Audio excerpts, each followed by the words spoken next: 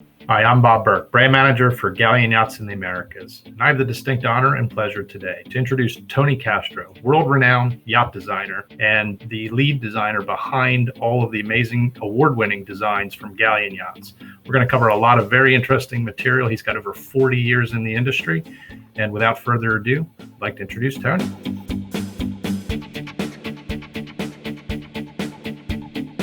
Nice to see you, my friend.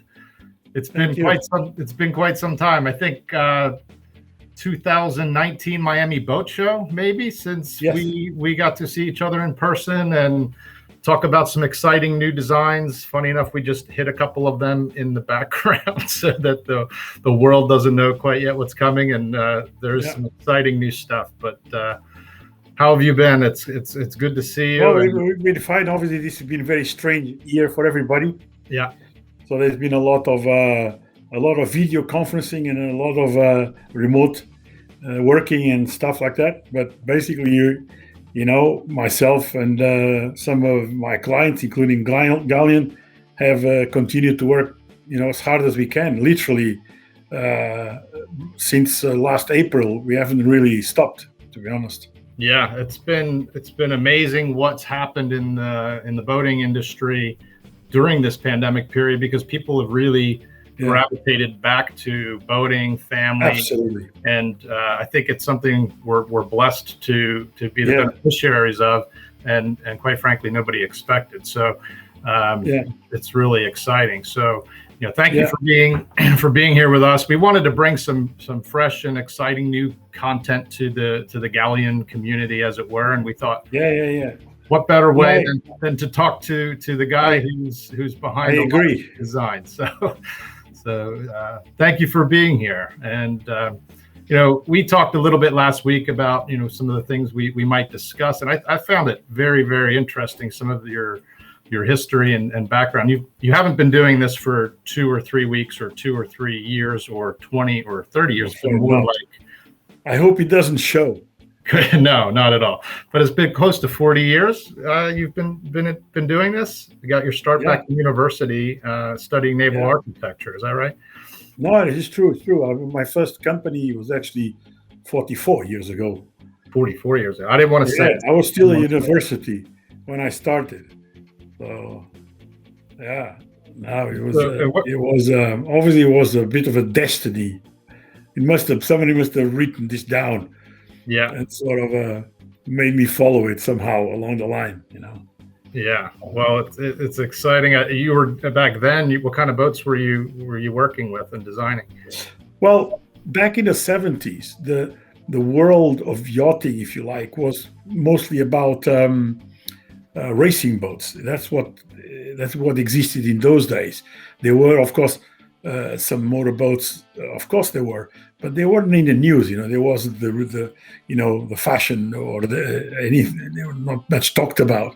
So it was all about sailing, and it was all about racing. That's what really went on in when I started, you know, in around 1973, basically. That's what it's all about. No motorboats at that time. Right.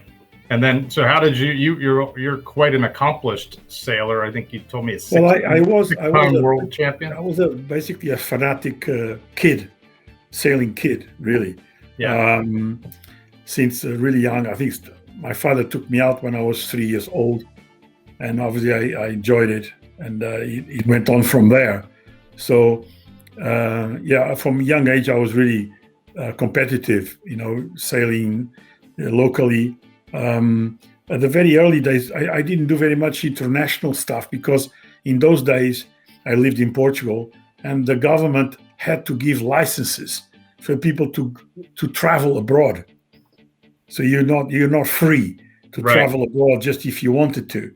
So if the championships were in countries which the government didn't like, we couldn't get licenses to go anywhere. So I managed to do one World Championships in France, which they allowed me to go. I think we finished 9th, I think. But of course, you know, the only place we could go was Spain. And of course, in Spain, we won, you know, regularly already. had some experience, but obviously really international stuff, we lacked that kind of thing. And I don't even remember thinking of Olympics in those days. Somehow it was just too complicated to consider, let's say. So that's how I started. And then an opportunity came along to study naval architecture.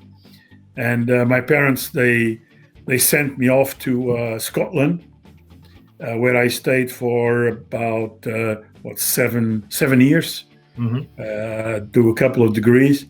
And once I moved into Scotland, which, as everybody knows, is just the north part of the United Kingdom, I was immediately immersed into the top end of the yachting world, if you like. And very, very quickly I started sailing one-tonners, which was like 40-footers in those days.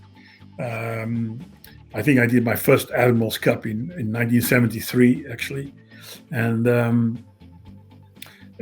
of course, then I met everyone else that was in the news in those days in terms of the sailing yacht racing world. People like Sparkman Stevens, German Freyers, Ron Holland, Doug Peterson, and those guys were all in the circuit. In particular, in the United States, there was quite a lot of sailing going on. Onion Patch Series, Bermuda Race, Miami Nassau Race, and all those kind of races in the States. And a few years later, I became a bit of a navigator. So I did quite a lot of those races around the world, including in the States, where I met those people, in particular Ron Holland, who another few years later, in the middle of my PhD, invite me if I would like to go and help him design some boats, because I was at that time quite a sort of a bit of a number cruncher guy, with a slightly heavy education, and whereas people like Ron were traditional kind of a seat of the pants kind of designers, that you just design through feel, right? But towards the late 70s, we had rules and regulations, and it was important to design the fastest possible boat for the particular handicap rules. So you needed somebody who understood all the formulas and all the different ways to design a boat faster than the handicap would give to you. So I was obviously considered kind of useful for that thing, and we basically formed a fantastic team. I absolutely loved to work with him and Butch and there was only when I started there was only 3 of us really, and then there was 2 more, Rob and a few others that joined, but it was a very small team even then. Luckily, in those days, designing a boat didn't take very long. Typically in those days we could design a 45-footer in 200 hours, whereas now if I do a 40-foot for Galeon, it takes me 2,500. So things changed a hell of a lot. But well, it's all the systems now in the boats, and all of everything that the boat has to do now is so much more complex. A hell of a lot more. Since the computers arrived, things didn't get any easier for us. In fact, obviously it became much more interesting to consider options, because you could run through various options thanks to computers, which before, with a slide rule, it was in a pocket calculator, was a lot slower. Even though, I think I was the very first guy to turn up at the Scottish University with a calculator.